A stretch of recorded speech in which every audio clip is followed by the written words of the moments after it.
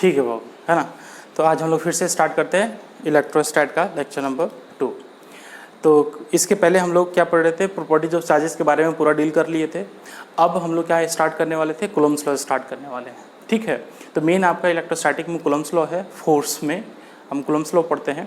उसके बाद फिर इलेक्ट्रिकल फील्ड वगैरह आ जाएगी और उसके बाद आगे हम लोग चीज़ों को क्या करेंगे, डील करते रहेंगे। ठीक है, एक चीज़ इंपॉर्टेंट हम आपको बताएं कि काफ़ी बच्चों का ये रहता है कि सर नेक्स्ट वीडियो कब आएगा या क्या आएगा। इस चीज़ को हम आपको ख़त्म कर देते हैं। डाउट्स आपका जो है मंगलवार बुधवार छोड़कर बृहस्पतिवार शुक्रवार छोड़कर शनिवार, है ना। तो मंगल बृहस्पति और शनिवार ये 3 दिन आपको ये वीडियो मिलेगा। मतलब 12th की क्लासेस सप्ताह में वीक में 3 दिन चलेगा और 3 दिन में मंगलवार बृहस्पतिवार और शनिवार ये 3 दिन चलेगा आपको। और इसके अल्टरनेट में आपका क्या चलेगा साहब, 11th की क्लासेस चलेंगी। ठीक है, तो आपको थोड़ा सा भी घबराना नहीं है। आपको फुल लेक्चर सब कुछ जो सिस्टम वगैरह था सब कुछ अवेलेबल हो गया है ना। कभी भी अब कोई भी चीज़ का भगवान की कृपा से अब कोई दिक्कत नहीं आने वाली है ना। जो सॉफ्टवेयर वगैरह का इशू था वो सब क्लियर हो गया है ना। तो वो सब ठीक हो चुका है। तो अब वीडियो आपको कंटिन्यूसली मिलते रहेगा, है ना। तो ठीक है, अब स्टार्ट करते हैं हम लोग अपना वीडियो, है ना, लेक्चर। देखो क्या पढ़ रहे थे हम लोग, हेडिंग डालो बाबू, कूलम्ब्स लॉ।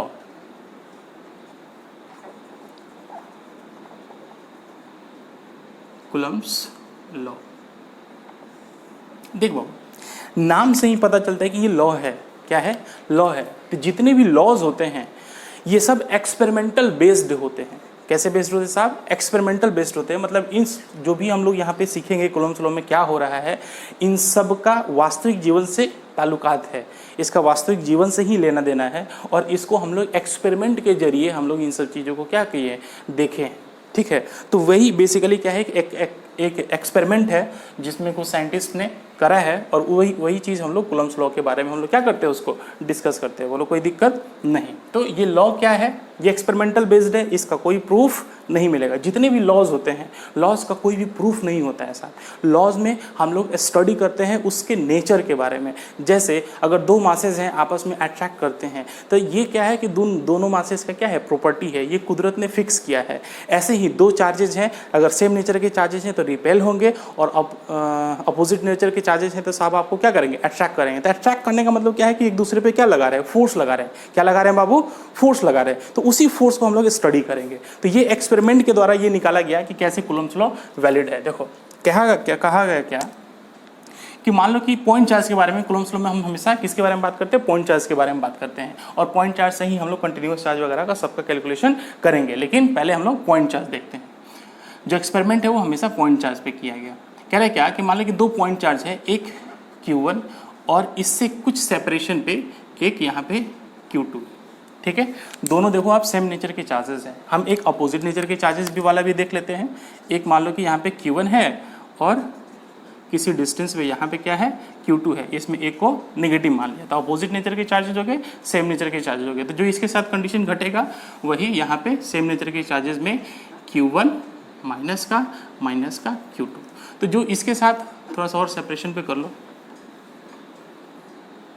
यहाँ पे आप Q1 ले लो और यहाँ पे आप Q2 ले लो, है ना। और इन दोनों को क्या कर लो, नेगेटिव ले लो। यही 3 कंडीशन हमारे साथ होंगे साहब कि अगर सेम नेचर के चार्जेस हैं तो इनके बीच में क्या होगा, अपोजिट नेचर के चार्जेस तो इनके बीच में क्या होगा, और सेम नेचर के चार्जेस है तो इनके बीच में क्या होगा। ठीक है, अब कहते हैं क्या कि साहब कूलम्ब्स लॉ ने क्या दिखाया, क्या बताया हमें। तो कहते हैं क्या कि देखो 2 चार्जेस है, पहले इसके बारे में समझो। 2 चार्जेस है, Q1 और Q2 दोनों सेम नेचर के चार्जेस हैं।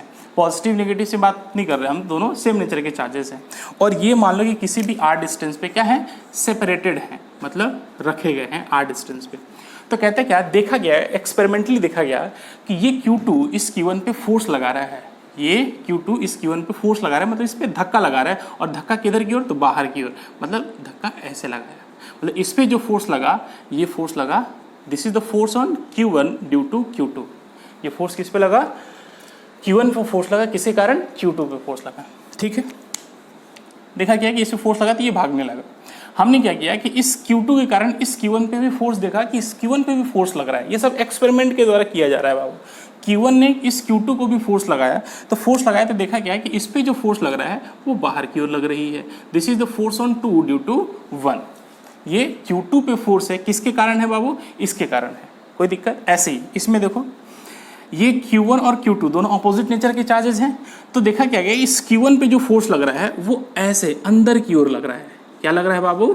अंदर की ओर लग रहा है। This is the force on 1 due to 2। इसका मतलब समझ में आ रहा है? बहुत बढ़िया। और इस पे भी फोर्स लगा, इस पे भी देखा गया, एक्सपेरिमेंटली देखा गया कि दोनों को रखा गया है, तो इसके कारण इस पे जो फोर्स लग रहा है वो इधर की ओर लग रहा है। This is the force on 2 due to 1। ठीक है, ऐसे ही सेम नेचर के चार्जेस बट नेगेटिव साइन में हैं, तो इस पे देखा गया, इस पे जो फोर्स लग रहा है ये भी इस तरह की ओर लग रहा है, मतलब ये इसको क्या कर रहा है? रिपेल कर रहा है। किसने? फोर्स ऑन 1 ड्यू टू 2, और इसने इस पे भी फोर्स लगाया इधर की ओर, इधर की ओर। This is the force on 2 due to 1। ठीक है, ऐसे ऐसे फोर्स लगा, और ये भी सब मान लो क्या है, कुछ r डिस्टेंस पे सेपरेटेड है। r कुछ भी हो सकता है, 1 मीटर, 2 मीटर, 4 मीटर, कुछ भी हो सकता है, लेकिन कुछ सेपरेशन पे अगर रखे गए हैं तो उनके बारे में ये डिस्कस किया जा रहा है। ठीक है, चलो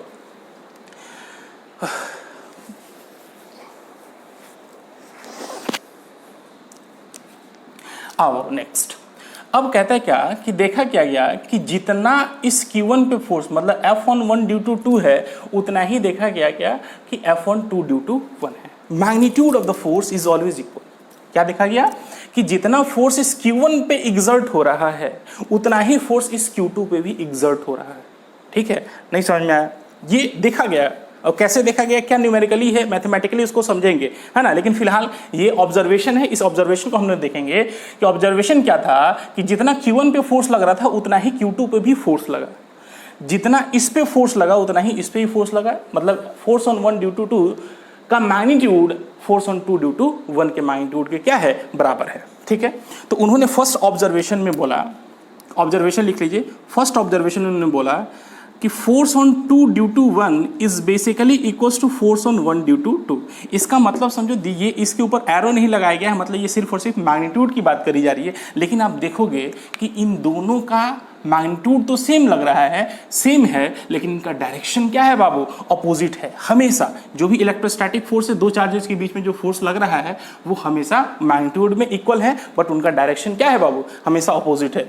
ये इधर की ओर जा रहा है, ये इधर की ओर जा रहा है, इसका भी डायरेक्शन अपोजिट है। तो उन्होंने इसको वेक्टर के टर्म में लिखा, और force on 2 due to 1 arrow बराबर negative of the force on 1 due to 2। मतलब जिधर की ओर फोर्स ऑन 1 ड्यू टू 2 का डायरेक्शन होगा, उसके जस्ट अपोजिट डायरेक्शन में फोर्स ऑन 2 ड्यू टू 1 का डायरेक्शन होगा। ये वेक्टर में पढ़ाया जाता है। वेक्टर में हम लोग क्या किए होंगे बाबू? पढ़े भी होंगे। शाबाश, आगे बढ़ जाते हैं। तो पहला ऑब्जर्वेशन उनका ये था। सेकेंड ऑब्जर्वेशन उन्होंने कहा कि साहब इस फोर्स का उन्होंने मैग्नीट्यूड पता करा। ठीक है, ये कैसे? तो मेजरिंग इंस्ट्रूमेंट होगा कुछ उनके पास, उन्होंने इस मेजरिंग इंस्ट्रूमेंट से इस Q1 की एक वैल्यू रखा, Q2 को भी एक वैल्यू रखा, और ये जो डिस्टेंस है इसको भी उन्होंने एक पर्टिकुलर वैल्यू रख लिया। रखने के बाद इस पर एक फोर्स देखा, तो देखा क्या कि इन दोनों का फोर्स का मैग्नीट्यूड तो बराबर ही था, लेकिन इसका जो फोर्स आया उस फोर्स को उन्होंने दिखाया क्या कि जो फोर्स ऑन 1, एक काम करो इसको F मान लो, है ना, इसको क्योंकि बराबर ही फोर्स है तो इस डायरेक्ट यहाँ पे F चल जाएगा। कह रहा क्या है कि the force is directly proportional to the mod of Q1 and Q2। देखो कहा क्या कि देखो एक्चुअली क्या है कि मानिए Q1 का अमाउंट कुछ अलग होगा, Q2 का अमाउंट कुछ अलग होगा, तो साहब इस फोर्स और इस फोर्स की वैल्यू हमारी क्या होनी चाहिए थी? अलग होनी चाहिए थी, लेकिन उन्होंने देखा कि अलग नहीं है। इसका मतलब क्या है कि जो फोर्स होगा उन दोनों चार्जेस के मैग्नीट्यूड का जो प्रोडक्ट होगा उसके डायरेक्टली प्रोपोर्शनल है। जो फोर्स है, ये फोर्स कौन सा है? इलेक्ट्रोस्टैटिक फोर्स है।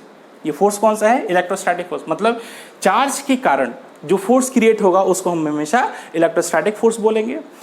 अगर मास के कारण जो फोर्स क्रिएट होगा उसको हमेशा ग्रेविटेशनल फोर्स कहेंगे, और पोल्स के कारण जो फोर्स क्रिएट होगा उसको हम लोग बोलेंगे मैग्नेटिक फोर्स, है ना। तो ग्रेविटेशनल फोर्स हम लोग जैसे पढ़े सेम एज इट इज आपका कूलम्ब्स लॉ भी है, मतलब इलेक्ट्रोस्टैटिक फोर्स है।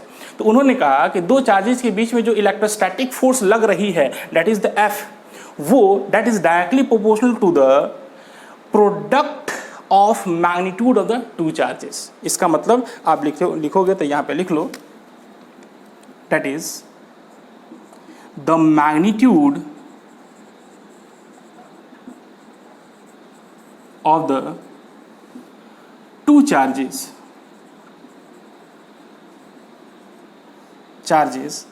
is directly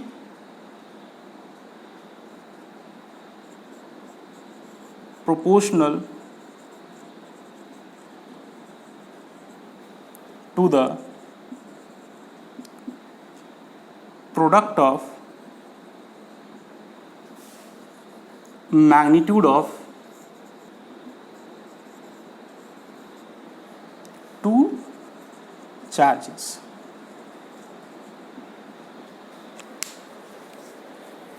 क्या कहा उन्होंने बाबू कि जो फोर्स आ रहा है ये या ये, क्योंकि दोनों के मैग्नीट्यूड क्या है, सेम है, तो उनके मैग्नीट्यूड के बारे में बात किया कि जो मैग्नीट्यूड है that is directly the magnitude of the force, the magnitude of the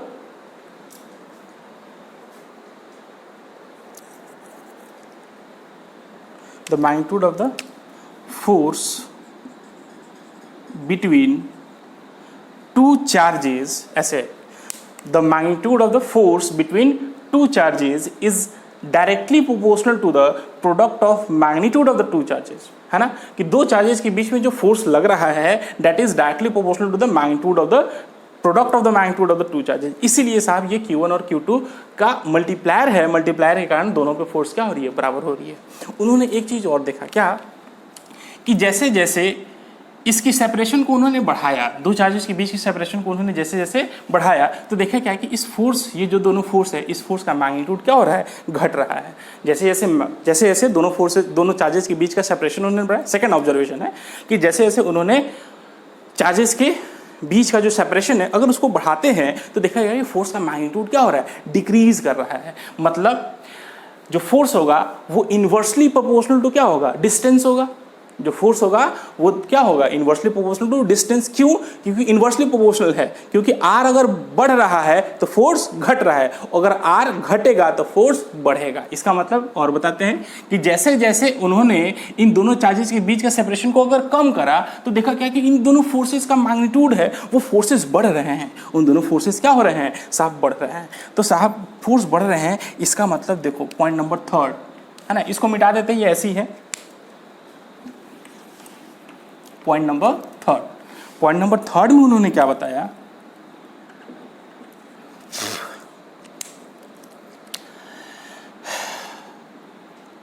the electrostatic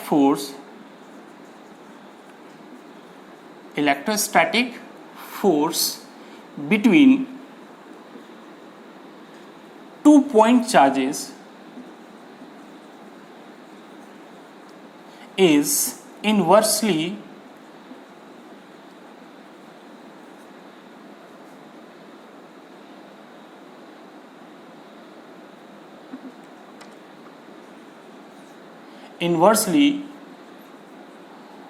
proportional. साब स्पेलिंग में थोड़ा सा मिस्टेक हो, कोई बात नहीं है।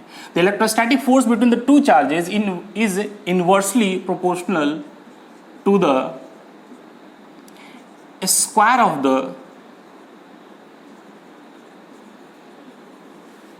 Distance between of the two charges. इसका मतलब आप समझो, अभी हम वेक्टर फॉर्म आपको नहीं पढ़ा रहे हैं, अभी सिर्फ और सिर्फ मैग्नीट्यूड के बारे में बता रहे हैं, इसलिए कहीं भी वेक्टर टाइप से हम आपको दिखा नहीं रहे हैं। वेक्टर फॉर्म अलग इसके बाद पढ़ेंगे, ठीक है। तो कह रहे हैं क्या कि जो फोर्स होगा, ये वाला फोर्स मतलब इन दोनों को बराबर है मैग्नीट्यूड इसका, इसलिए इन दोनों को हमने क्या मान लिया, एफ मान लिया। तो कह रहे हैं क्या कि जो एफ है is inversely proportional to the square of the distance between the two charges। तो क्या हुआ कि this और this, इन दोनों को क्या करेंगे, मिला देंगे, क्योंकि f is directly proportional to the q1 and q2 and f is directly proportional to the 1/r square। तो then this is equation number 1 मान लो, ये आपने 2 मान लिया है ना। तो आप क्या लिखोगे, from 1 and 2 क्या देखा, f is directly proportional to the mod of q1 mod of q2 by r square। क्या इन दोनों को मिलाएंगे तो ऐसा होगा, तो हाँ होगा, बोलो कोई दिक्कत नहीं। यहाँ मॉड का मतलब समझ में आ रहा है, चाहे चार्ज पॉजिटिव हो या चाहे चार्ज नेगेटिव हो, हमें सिर्फ और सिर्फ उसका मैग्नीट्यूड लेना है। मतलब अगर 2 कूलम का चार्ज है तो 2 कूलम लेना है, -2 कूलम का चार्ज है तभी 2 ही कूलम लेना है। ठीक है, क्यों? क्योंकि साहब हम वेक्टर नहीं पढ़ रहे हैं, हम क्या पढ़ रहे हैं? फोर्स को आपका सिर्फ और सिर्फ मैग्नीट्यूड बता रहे हैं। फोर्स का क्या बता रहे हैं? सिर्फ और सिर्फ मैग्नीट्यूड। हाँ, जब वेक्टर आएगा तो फिर साइन वगैरह का यूज होगा, वो बात की चीज है। लेकिन यहाँ पे देखो कि F is directly proportional to, आया क्या? F is directly proportional to the mod of Q1 into mod of Q2 by R square, where R is the distance between the two charges। ठीक है, अच्छा उन्होंने क्या कि साहब इस इक्वेशन को थोड़ा सा उन्होंने सॉल्व किया।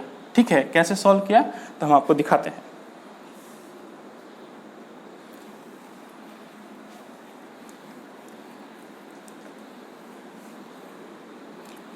कूलम्ब्स लॉ से एक ऑब्जेक्टिव क्वेश्चन जरूर बनता है बाबू, है ना? तो इसको थोड़ा ध्यान से पढ़ेंगे, है ना? इसमें बहुत सारी चीजें भी छुपी हुई है, उन सभी चीजों के बारे में हम लोग डिस्कस करेंगे। तो देखो पहले इसको सॉल्व करें। चूंकि F is directly proportional to the mod of Q1 mod of Q2 by R का स्क्वायर। आपको पता होगा जब प्रोपोर्शनैलिटी का साइन अगर हटता है तो 2 चीज साथ में आता है। क्या क्या आता है बाबू? 2 चीज साथ में आता है, एक इक्वलिटी का साइन आता है और दूसरा क्या आता है बाबू? एक कांस्टेंट आता है। एक इक्वलिटी का साइन आता है और दूसरा क्या आता है?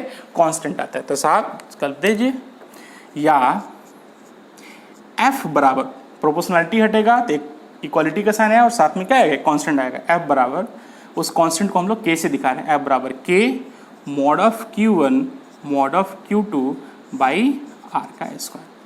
कहते क्या? दिस इज द, यही आपका कूलम्ब्स लॉ था और कूलम्ब्स लॉ से हमें 2 चार्जेस के बीच का जो फोर्स होगा वो हमें निकालने आ गया। Where F बराबर K Q1 Q2 by R square. अब कहता है साहब ये कांस्टेंट है, इस कांस्टेंट की भी अपनी क्या होगी? एक वैल्यू होगी। तो कांस्टेंट की वैल्यू क्या होती है? तो देखो फॉर K, या वहीं पे आप चलिए, क्योंकि ये लंबा चलेगा तो इसको एक बार में दिखाते हैं हम आपको। ठीक है,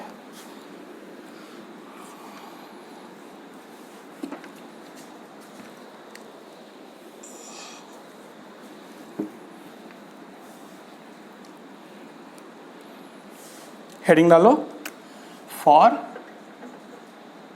K, मतलब ये प्रोपोर्शनैलिटी कांस्टेंट जो आया था उस कांस्टेंट की वैल्यू क्या है। तो कहते हैं क्या कि ये एक्सपेरिमेंटली ऑब्जर्व किया गया है, K की वैल्यू होगी 1/4 पाई एप्सिलॉन नॉट। कहाँ से आया साहब? एक्सपेरिमेंट से आया। कहाँ से आया? एक्सपेरिमेंट। जो हम लोग एक्सपेरिमेंट कर रहे थे तो उसमें देखा कि फोर्स इतना आ रहा है, तो एक कांस्टेंट, एक फैक्टर था जिस फैक्टर से मल्टीप्लाई करने पे एक्चुअल में वो फोर्स मिल जा रहा था। ठीक है, तो यही एक कांस्टेंट है जिस कांस्टेंट की वैल्यू होगी 1/4 पाई एप्सिलॉन नॉट। अब क्या है कि एक नया टर्म आया आपके पास, एप्सिलॉन नॉट। पहले तो इसकी वैल्यू देख लो, इस पूरे की वैल्यू होगी 9 × 10⁹। अब साहब पहले इस एप्सिलॉन नॉट के बारे में बात करते हैं, लेकिन फिलहाल इसका जो न्यूमेरिकल वैल्यू होगा वो 9 × 10⁹ होगा। और इसका यूनिट क्या होगा? वो तो यूनिट यहाँ से देखो, यहाँ से देखो K बराबर क्या लिख सकते हैं? F × R square by Q1 Q2।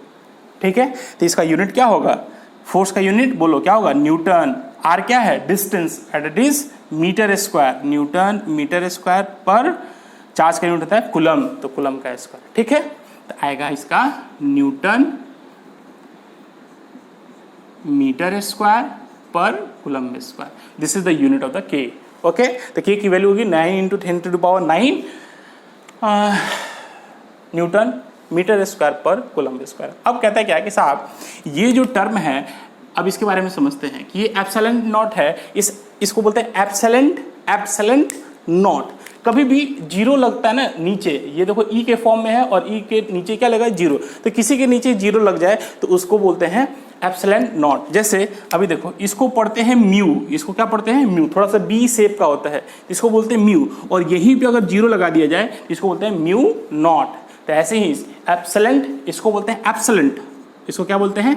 एप्सिलॉन्ट। और एप्सिलॉन्ट में जैसे ही आप यहाँ पे छोटा सा जीरो लगा देते हो उसके नीचे, तो इसको बोलते हैं एप्सिलॉन नॉट। इसको क्या बोलते हैं? Epsilon not. ओके, नया वर्ड है, इसको सीखिए।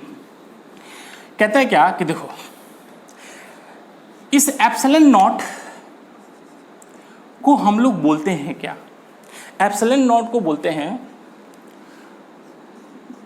Permittivity constant for free space. Epsilon not को क्या बोलते हैं, एक इसका नाम याद रखो बाबू, है ना। दो चीज आएंगे, एक परमिटिविटी कांस्टेंट, पूरे इलेक्ट्रोस्टैटिक में जब 12th में चलोगे तो दो चीज बहुत कॉमन आएगा आपको, म्यू नॉट, एक एप्सिलॉन नॉट, एक आपको ये आता है। इसको अभी बाद में हम लोग पढ़ेंगे, लेकिन अभी फिलहाल के लिए इसको यहाँ पे भी बता दे रहे हैं। आपको पूरे 12th में ये दो चीज बहुत सताएगा, है ना, तो इससे फैमिलियर हो जाना हमें, है ना। तो क्या है, एक म्यू नॉट, इसको बोलते हैं एप्सिलॉन नॉट और इसको बोलते हैं म्यू नॉट। एप्सिलॉन नॉट का नाम है परमिटिविटी कांस्टेंट और फ्री स्पेस ये म्यू नॉट के कारण आ रहा है, वो हम बता रहे हैं फ्री स्पेस क्या है। लेकिन फिलहाल ये एप्सिलॉन को हम लोग बोलते हैं परमिटिविटी कांस्टेंट। क्या बोलते हैं उसको, परमिटिविटी कांस्टेंट। और म्यू को बोलते हैं परमिएबिलिटी कांस्टेंट। आपने यूनिट डायमेंशन में पढ़ा होगा, म्यू को क्या बोलते हैं, परमिएबिलिटी कांस्टेंट। इसको समझने का एक सिंपल सा आसान सा तरीका समझो। होता क्या है ना कि ये बी शेप का है तो दो चीज होना है ना, या तो परमिटिविटी कांस्टेंट होगा नहीं तो परमिएबिलिटी कांस्टेंट होगा। तो अब ये म्यू है, ये बी शेप का है ना, तो ये होगा permeability constant, B this B, तो ये होगा परमिएबिलिटी कांस्टेंट, इसको बोलते हैं परमिटिविटी कांस्टेंट। कभी कोई नहीं भूलेंगे कि साहब इसका क्या नाम है और इसका क्या नाम है, ठीक है, इसको बोलते हैं परमिटिविटी कांस्टेंट, ठीक है। अब इस परमिटिविटी कांस्टेंट है और नॉट लग गया, नॉट लगने का मतलब हो गया फ्री स्पेस का होता है। फ्री स्पेस मतलब वैक्यूम, फ्री स्पेस मतलब वैक्यूम। जैसे हम लोग क्या करेंगे, अर्थ के ग्रेविटेशनल फील्ड से बाहर चले जाएंगे तो वहां पे हमें क्या मिलेगा, वैक्यूम मिलेगा। क्या मिलेगा, वैक्यूम मिलेगा, या एयर, ठीक है। एयर में भी ये चलेगा, अगर दो चार्जेस के बीच का ये क्या है बता रहे हैं। तो कहते हैं एप्सिलॉन नॉट को बोलते हैं permittivity constant for free space या एयर, ठीक है। और इसकी वैल्यू होती है 8.85 × 10⁻⁻12। एप्सिलॉन नॉट की वैल्यू क्या हो गई कि एप्सिलॉन नॉट बोलते हैं परमिटिविटी कांस्टेंट और permittivity constant for the free space, और इसकी जो वैल्यू होती है 8.85 × 10⁻12। अब बाबू इसका पूछे यूनिट क्या होगा, इसका यूनिट क्या होगा। अब तुम सोचो इस पूरे का यूनिट क्या है, तो इस पूरे का यूनिट है, देखो k बराबर होता है 1/4 पाई एप्सिलॉन नॉट। हमें इसका यूनिट पता करना है और इसका यूनिट पता है newton metre square by coulomb का स्क्वायर।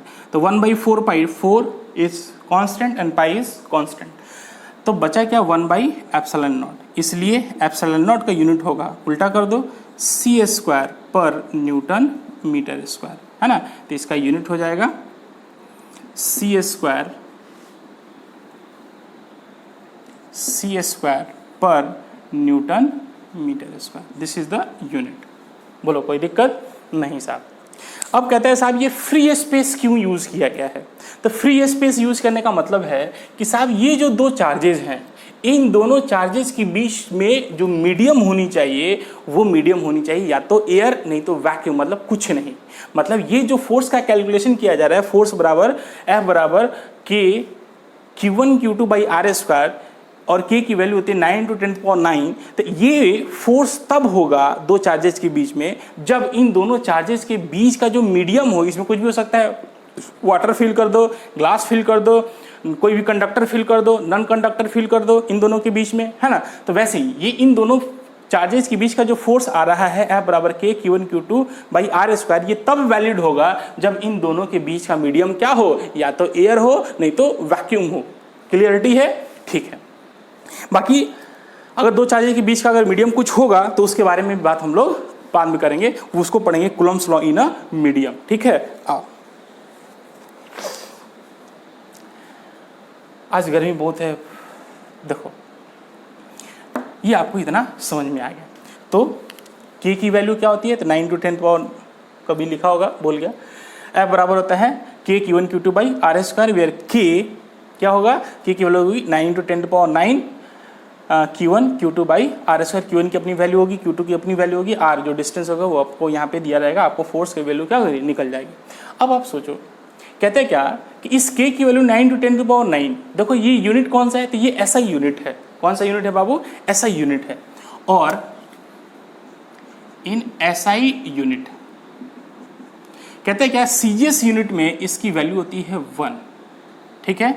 न्यूटन का हो जाएगा डाइन सेंटीमीटर स्क्वायर, और कूलम को हम लोग पढ़ते हैं सीजीएस यूनिट में क्या होता है, स्टैट कूलम का स्क्वायर, ठीक है। ये आपका आएगा सीजीएस, याद रखिएगा, ये भी पूछा हुआ है मेडिकल में डायरेक्ट कि साहब के की एसआई यूनिट नहीं, सीजीएस यूनिट कितनी होती है, तो वो होती है 1। क्या होती है? 1, याद रखना है 1 डाइन सेंटीमीटर स्क्वायर पर स्टैट कूलम का स्क्वायर, कोई दिक्कत नहीं। एस की एप्सिलॉन नॉट का सीजीएस यूनिट आपका होता है 1/4 पाई, ठीक है, इन सीजीएस यूनिट, ठीक है। सीजीएस यूनिट में एप्सिलॉन नॉट कितनी वैल्यू होती है बाबू? 1/4 पाई। अब तुम ध्यान से देखो, अब 1/4 पाई एप्सिलॉन नॉट की वैल्यू 1/4 पाई है, तो इस एप्सिलॉन नॉट की वैल्यू यहाँ पे 1/4 पाई रखोगे तो 1/4 पाई, तो 4 पाई ने 4 पाई को काटा, तो काटेगा तो साहब बचेगा क्या, के की वैल्यू 1। तो देखो सीजीएस में के की वैल्यू क्या है? 1। तो बोलो कोई दिक्कत नहीं साहब।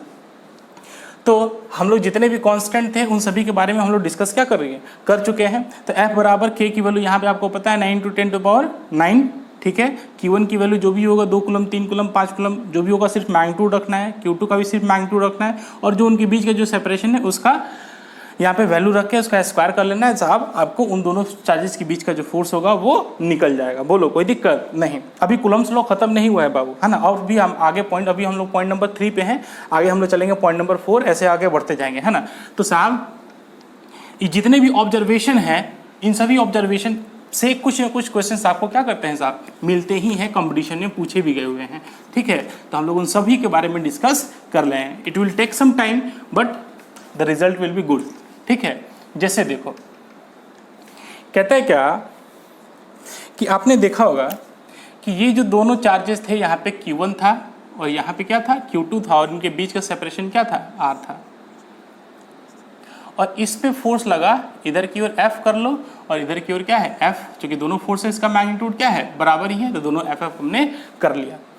अब देखो क्या कि एक ही बॉडी पे ये दोनों फोर्सेस लग रहे हैं, तो आपने कभी, आप इसको वेक्टर के टर्म में लिखोगे तो आप वेक्टर के टर्म में ऐसे लिख सकते हो कि फोर्स ऑन 1 ड्यू टू 2 बराबर होगा minus of the force on 2 due to 1। बोलो ऐसा लिखा जा सकता है, क्योंकि इसको हम क्या लिख सकते हैं, F(1) ड्यू टू 2, और इसको लिख सकते हैं F(2) ड्यू टू 1। बोलो ऐसे लिखा जा सकता है। अगर हम वेक्टर के टर्म में लिखेंगे तो माइनस साइन लगा देंगे, क्योंकि दोनों का डायरेक्शन क्या है, अपोजिट है। अब तुम सोचो कि इसको देख के क्या आपको कुछ याद आ रहा है न्यूटन्स लॉ का? न्यूटन्स थर्ड लॉ याद करो। न्यूटन्स थर्ड लॉ क्या था, बताना पड़ेगा। न्यूटन्स थर्ड लॉ क्या था, बोलो याद है? Newton's third law, action reaction pair, every action have equal and opposite reaction, but action and reaction both takes place on 2 different bodies. मतलब अगर मान ली कि हम अगर आपको चाटा मारते हैं गाल पे, ठीक है, आपने गलती करा, हमने चाटा जड़ दिया, तो चाटा अगर मारते हैं तो हमारे हाथ ने आपको, आपके गालों को क्या करा, स्पर्श किया। क्या किया? हमारे हाथ ने आपके गाल को स्पर्श किया। स्पर्श नहीं किया, वहाँ पे कुछ आनंद दिया होगा। क्या दिया होगा? आनंद। तो सोचो कि जो आनंद हमने हमारे हाथ द्वारा आपके गाल को मिला, क्या वही आनंद सेम आपके गाल द्वारा हमारे हाथों को भी मिला होगा? तो यहाँ पे तो क्या है, 2 डिफरेंट बॉडीज है, एक मेरा हाथ और दूसरा आपका गाल, ठीक है। तो इन दोनों में क्या होगा कि हमने एक्शन दिया, तो आपके गाल ने हमारे हाथ पे क्या दिया, रिएक्शन दिया, तो इसलिए 2 बॉडीज हो जाते हैं यहाँ पे। तो every action has equal and opposite reaction, मतलब जितना हमने जोर से आपको मारा उतना ही जोर से आपने भी मेरे हाथ को मारा। इसलिए कभी भी मास्टर को गाली मत देना, है ना, मारा है तो आपने भी उसको मारा है, ठीक है। चलो, तो यही क्या है, ये आपका एक्शन रिएक्शन पेयर है। Every action has equal and opposite reaction. तो सोचो कि यहाँ पे भी दोनों 2 डिफरेंट बॉडीज हैं, डिफरेंट बॉडीज पे भी क्या है, फोर्स लग रहा है साहब, और फोर्सेस का मैग्नीट्यूड भी बराबर है और अपोजिट डायरेक्शन में लाई कर रहे हैं। इसलिए ये जो इलेक्ट्रोस्टैटिक फोर्स है ये क्या है, एक्शन रिएक्शन पेयर। तो लिखेंगे पॉइंट नंबर 4 में, electrostatic forces are action reaction pair. Electrostatic force क्या है बाबू? एक्शन रिएक्शन पेयर है, क्योंकि ये दोनों टू डिफरेंट चार्जेस पे लगते हैं, ठीक है। नेक्स्ट पॉइंट, इसी में एक्शन रिएक्शन पेयर के साथ ही एक आता है जो कॉम्पिटिशन में पूछा हुआ है, एंड आर मतलब electrostatic forces are central forces. कहते हैं क्या कि electrostatic forces are action reaction pair and are central forces also.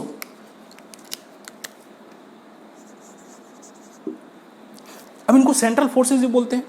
अब सेंट्रल फोर्सेस बोलने का मतलब क्या हुआ? तो देखो, एक टर्म आता है लाइन ज्वाइनिंग। जैसे यहाँ पे दो चार्जेज है, वैसे हम दो चार्जेज, एक को यहाँ रख दिया, एक को हमने यहाँ रख दिया। अब इन दोनों चार्जेस को आपने एक स्ट्रेट लाइन से क्या करना है? इसको जोड़ देना है, ठीक है, जोड़ दिया। तो कह रहे क्या कि वो स्ट्रेट लाइन जो दोनों चार्जेस को ज्वाइन करे उसको हम लोग बोलते हैं लाइन ज्वाइनिंग। क्या बोलते हैं उसको? Line joining the two charges. दो चार्जेस को जोड़ने वाली जो लाइन होती है उसे बोलते हैं लाइन ज्वाइनिंग। तो यहाँ पे ये वाली क्या है? ये भी आपका क्या है? Line joining the two charges, ठीक है। ये दोनों चार्जेस को ज्वाइन करने वाली लाइन्स हैं। तो कहते हैं क्या कि इलेक्ट्रोस्टैटिक फोर्सेस को हम ऑल्सो सेंट्रल फोर्सेस भी बोलते हैं। क्यों बोलते हैं? क्योंकि जो electrostatic force always act along the line joining the two charges। Electrostatic force क्या करते हैं? दो चार्जेस के लाइन ज्वाइनिंग के अलॉन्ग लगते हैं, इसीलिए इलेक्ट्रोस्टैटिक फोर्सेस को हम लोग क्या बोलते हैं बाबू? सेंट्रल फोर्सेस बोलते हैं। यहां पे हम इसका रीजन भी लिख देते हैं, because electrostatic forces always act along the line joining the two charges, because electrostatic forces क्या होते हैं? Line joining the two charges होते हैं, ठीक है। नेक्स्ट पॉइंट नंबर 4 हो गया। पॉइंट नंबर 5 पे आइए। पॉइंट नंबर 5 क्या कहता है? देखो, दो चार्जेस हैं, ये Q1 है, ये Q2 है। इस Q2 ने इस Q1 पे फोर्स किधर लगाया? इधर F लगाया। इस Q1 ने इस Q2 पे फोर्स किधर लगाया? इधर लगाया F। ये जो भी अपना r डिस्टेंस पे सेपरेटेड है, कोई दिक्कत नहीं साहब। बोलो, समझ में आ रहा है? पक्का एकदम गौर से समझना है इसको, ठीक है। तो देखो, कह रहा है कि जितना फोर्स ये इस पे लगा रहा है उतना ही फोर्स ये इस पे लगा रहा है, और फोर्सेस का मैग्नीट्यूड भी क्या है? बराबर है। तो तुम सोचो कि अगर हम पे एक आदमी इधर की ओर 10 न्यूटन का फोर्स लगा रहा है और एक आदमी इधर की ओर 10 न्यूटन का फोर्स लगा रहा है, तो हमारा ये सिस्टम जो है, इस बॉडी है, इस बॉडी पे नेट फोर्स कितना हो गया? 10 न्यूटन इधर और 10 न्यूटन इधर, मैग्नीट्यूड सेम, डायरेक्शन अपोजिट। तो हम किधर जाएंगे? कहीं नहीं जाएंगे, हम यहीं रुके रहेंगे। That is net force on the system is 0। इसका मतलब क्या है? बहुत बड़ा पॉइंट है बाबू, यहाँ देखना। इससे बहुत सारे न्यूमेरिकल्स भी आपको डील होंगे। कहते हैं क्या कि इस पूरे सिस्टम का, सिस्टम क्या है? दो चार्जेस का है। सिस्टम कितने का है? दो चार्जेस का है। तो दो चार्जेस के सिस्टम पे जो नेट फोर्स है, इस सिस्टम पे जो एफनेट है, उस एफनेट की वैल्यू है क्या है? 0। एफनेट की वैल्यू क्या है बाबू? 0। क्यों? क्योंकि समझ में आ रहा है साहब? अच्छा, अब तुम सोचो कि अगर एफनेट, इस सिस्टम पे नेट फोर्स 0 है, तो साहब ऐसा समझ के आपको एक चैप्टर याद आ रहा होगा, centre of mass linear momentum collision, ठीक है। तो उसमें लीनियर मोमेंटम सोचो, लीनियर मोमेंटम कंजर्व कब होता था? जब नेट फोर्स 0 होता था। मतलब अगर नेट फोर्स 0 है तो सिस्टम पे भी नेट फोर्स 0 है, तो नेट फोर्स 0 है तो मोमेंटम क्या होगी? कंजर्व होगी। कौन सी? तो लीनियर, क्योंकि टॉर्क 0 नहीं है। तो लीनियर मोमेंटम, टॉर्क की बात नहीं करी गई है यहाँ पे, फोर्स की बात करी गई है। यहाँ पे टॉर्क भी 0। तो कह रहे क्या कि नेट फोर्स क्या है? 0। तो नेट फोर्स 0 होने का मतलब दैट इज, या ऐसे लिख दो, if the net force on the system is equals to 0, then linear momentum, कौन सा momentum Babu? Linear momentum will conserve. Linear momentum क्या होगी? कंजर्व होगी। अब लीनियर मोमेंटम कंजर्व होने से क्या फायदा होगा? अब आपको मोमेंटम कंजर्व को आंसर निकल जाए क्या कि मान लो कि ये बोलते कि 10 मीटर पर सेकंड रफ्तार से जा रहा है, तो ये कितने रफ्तार से जा रहा होगा? अगर इन दोनों का मासेस क्या होगा? गिवन होगा। तो m1 v1 बराबर m2 v2 कर लोगे, लिख लो यहाँ पे m1 v1 बराबर क्या लिखोगे? m2 v2। तो मास पता होगा, एक दूसरे का वेलोसिटी अगर निकालना होगा तो साहब हमारा क्या होगा, इस क्वेश्चन से वेलोसिटी भी हमारी क्या कर देगी, निकल जाएगी। Next point number 6,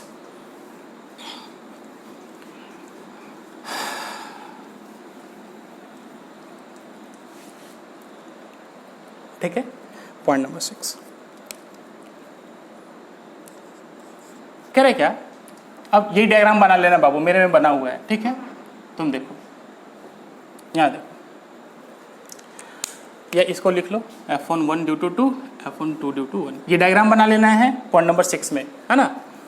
point number 6 में ये डायग्राम बना लेना है, ठीक है। अब देखो पॉइंट नंबर 6 कहता है क्या, ये सब कंक्लूजन है साहब, किसका, कूलम्ब्स लॉ का। पॉइंट नंबर 6 क्या कहता है, ये सबसे न्यूमेरिकल बनेंगे। पॉइंट नंबर 6 क्या कहता है, ये से तो 100% न्यूमेरिकल बनेंगे, ये पूरा जो आपका क्या बोलते हैं कूलम्ब्स लॉ, यानी मीडियम जब आएगा तो इसी का यूज आएगा। तो कहता है कि यहाँ ध्यान से देखो कि ये दो चार्जेस थे Q1 और Q2 आर डिस्टेंस पे सेपरेटेड थे। तो कह रहे क्या कि जितना Q1 ने Q2 पे फोर्स लगा उतना Q1 ने Q2 पे भी फोर्स लगा दिया।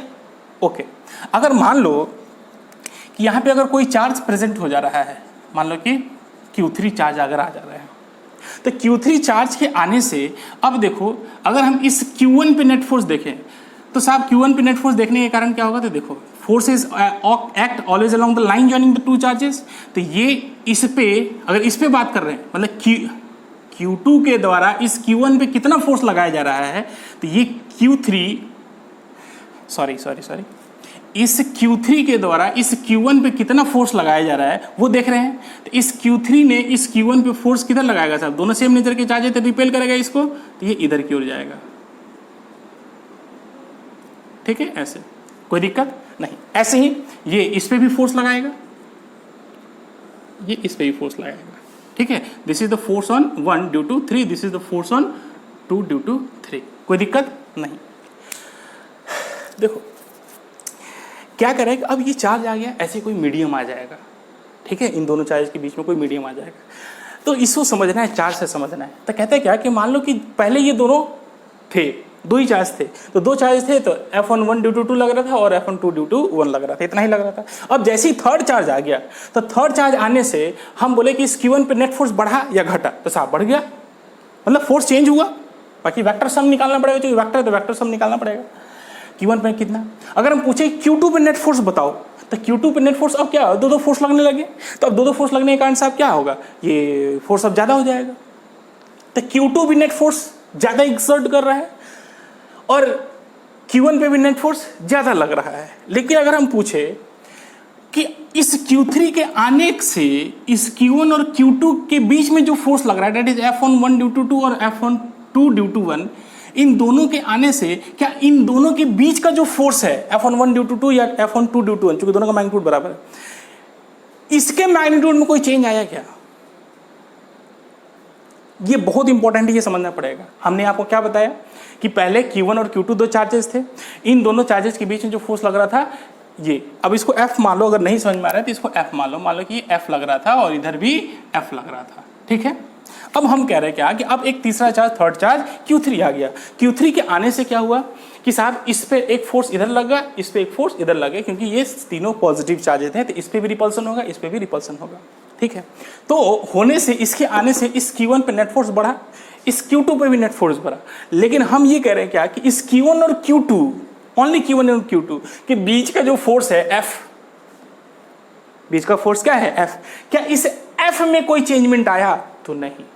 इस F की जो वैल्यू होगी वो always 1/4 pi epsilon naught Q1 Q2 by R square ही होगी, चाहे Q3 हो चाहे Q3 ना हो। हाँ, लेकिन अगर आपसे पूछे कि नेट फोर्स ऑन Q1, तो नेट फोर्स ऑन Q1 साहब F नेट ऑन Q1, तो वो आ जाएगा